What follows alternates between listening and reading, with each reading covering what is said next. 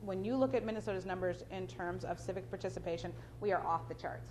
We tend to be anywhere from 10 to 15 point higher in every election in terms of voter participation.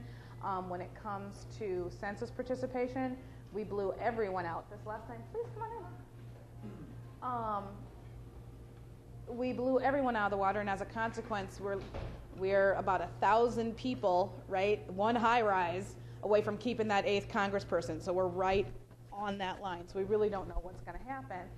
The one thing that is interesting, however, is in Minnesota in particular, high voter turnout has not translated into more equality or better democracy. At the end of the day, how our democratic systems work and serve our people has no correlation with high voting. And when we tell people all you have to do is vote, it seems fairly clear that if we have the #1 voter turnout in the country, and yet we're #1 in racial disparities for education, health care, delivery of services, voting itself is not the only answer. It can't be the only answer. Think in terms of what are the limitations of the tools, and if so, how do we work those tools to do what we want to accomplish?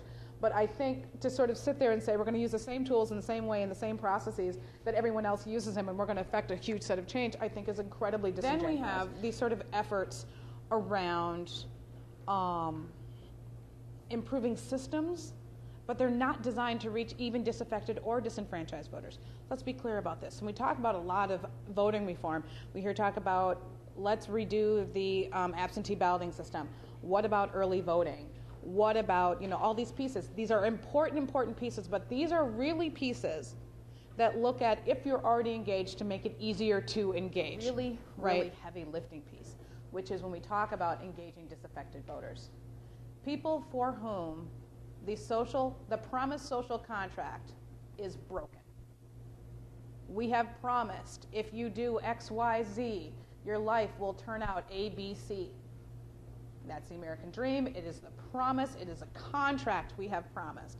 But we have broken that promise over and over and over again, either by not providing adequate schooling, either by providing schooling, but then the jobs aren't available. Where you have large swaths of people for whom the social contract is not promised and is not satisfied, how do you turn around and speak to those populations and say, not only do you have to vote, but you've got to engage and not make it sound like a part-time job, right?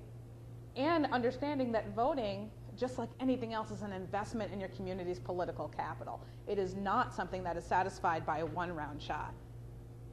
That everyone understands the concept of investment over time. No one expects to be able to go to school for 2 weeks and become a doctor. No one expects to put away $5 and be able to retire. But somehow people think you're going to vote once and everything's going to change. Right? There is no correlation to the common sense with which we exist every day that translates into our civic activity. And so how do we think about that? But then you turn around and say, I'm going to give you yet another social contract that we have never been able to satisfy. Moreover, I can point to the voting numbers in our state and prove to you we are not satisfying the social contract, because I can show you high voting numbers and high rates of disparities, high rates of discrimination, high rates of conduct and behavior that belies the promise of democratic engagement.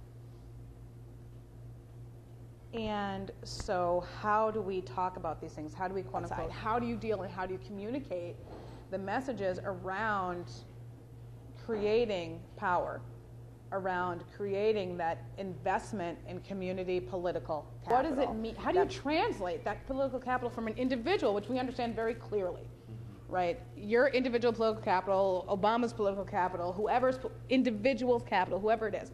We understand that. How does that translate into a community? How does a community invest and grow that capital? How quickly can a community squander that capital? And are there attributes and issues that put a community so far behind the starting block that even if you do everything you're supposed to do, what you build is still only very, very narrow? And how does that, so you're never, quote unquote, never able to find that power in general. So I think voting is important. Obviously, none of this matters if you're not voting, but when the conversation ends there, all we're doing, in my opinion, is lending legitimacy to a system that undermines its least served citizens by encouraging those same citizens to participate in a process that doesn't serve them. I am not at all suggesting running around telling people not to vote. That is not what I'm saying. Do not translate that anyway, and please don't run around telling people, the executive legal and voters told people not to vote. That is not what I'm saying. What I'm saying is that the vote is a start if we are not working with key messengers in key communities around the issues in which we're trying to organize. Simply telling people to vote on a given day does nothing more than support the systems for which we are struggling against.